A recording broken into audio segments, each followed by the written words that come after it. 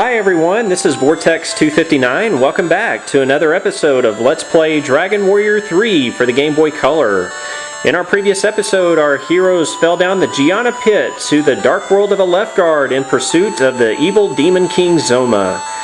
And if you've played Dragon Warrior 1 or 2, you'll recognize this new land, and you'll also recognize this music on the overworld here. Now what we're going to do today is explore the Castle Town of Tantegel and see if we can find some information about the whereabouts of Zoma. So let's get with it here. Let's go on inside the Castle Town, and you'll probably recognize this music too if you've played Dragon Warrior 1.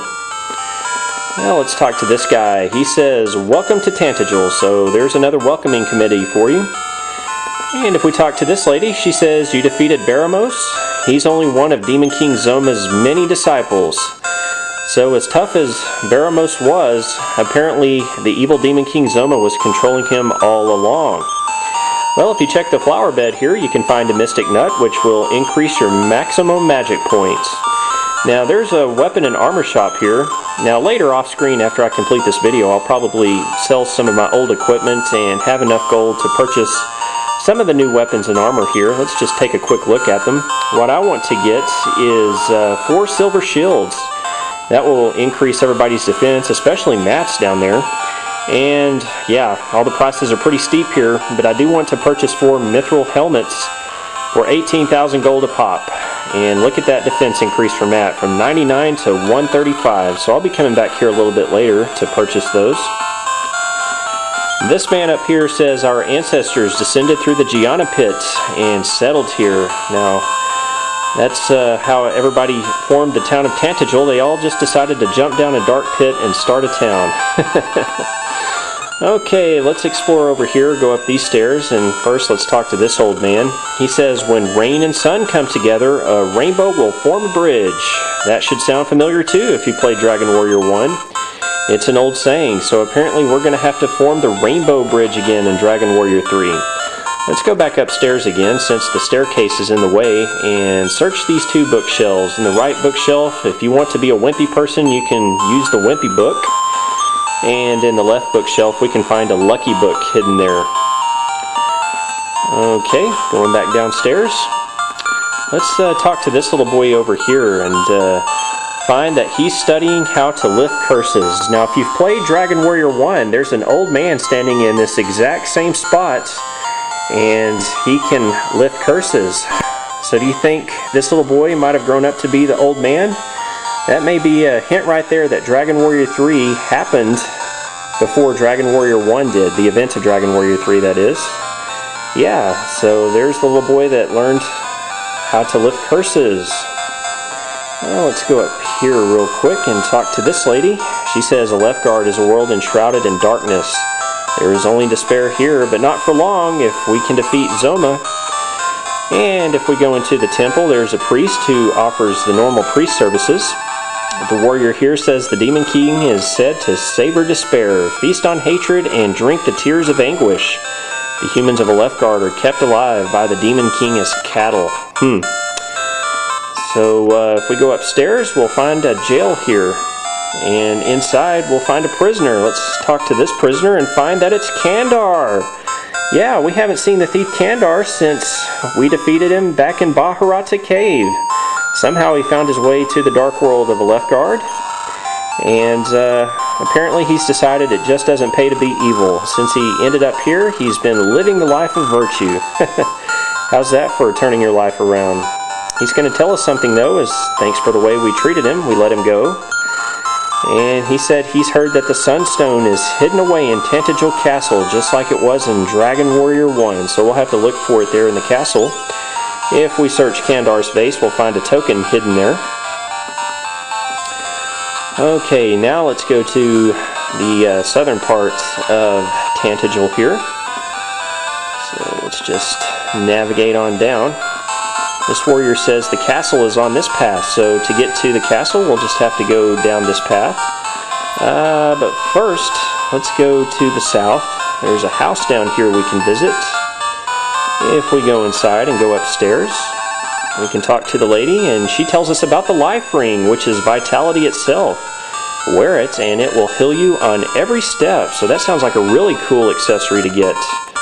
We'll have to see if we can find that in the future. There's a life acorn hidden in one of the dressers. Alrighty. Let's start walking back up to the castle.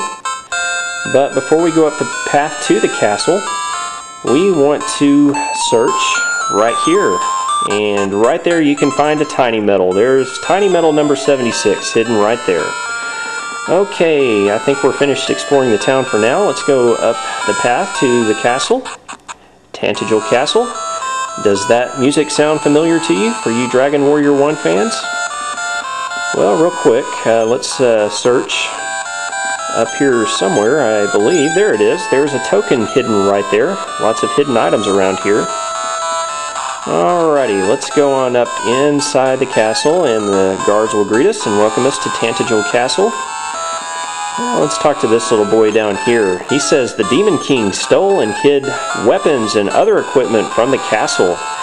Now, why would the Demon King Zoma do that? Do you think he could be afraid of them? Do you think they could be legendary weapons?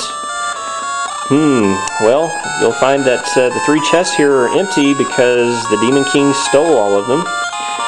Those could be some important weapons to find in order to defeat Zoma, so we'll find out more about that much later. Let's see, anything down here? Yes. For those of you that have played Dragon Warrior 1, you'll recognize this guy.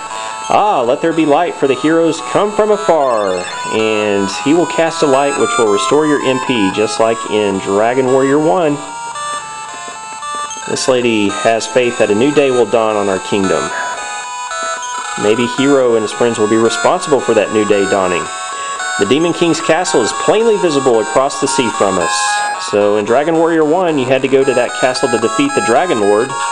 We're going to have to go there here in Dragon Warrior 3 to defeat Zoma, it appears. Well, let's speak to the king. He says, I don't recognize you. So you say you've also come from the world above. Apparently there's been others that have come down here. This is Lars, the king. You must have heard from the others before you came to see me. We have nothing left but despair. However, if you claim to bring hope, then I shall wait for you. And then the king just goes through his normal spiel of giving you the amount of experience to level up, and you can also save your game there. Let's talk to the king's chancellor. He says, many heroes have left here in hopes of defeating the Demon King, but none have ever returned. No, not even the great Ortega. What? You mean Hero's father Ortega? But he's supposed to have died in the mouth of a volcano. Could he still be alive? Somehow managing to make his way here into the Dark World of Alefgard? Wow. Now that would be cool if we could meet Ortega. Well, let's go up through this door into the castle courtyard. This man says, Aliahan? I've heard that somewhere. Oh right, there was a man who said he came from there. Do you reckon that might have been Ortega?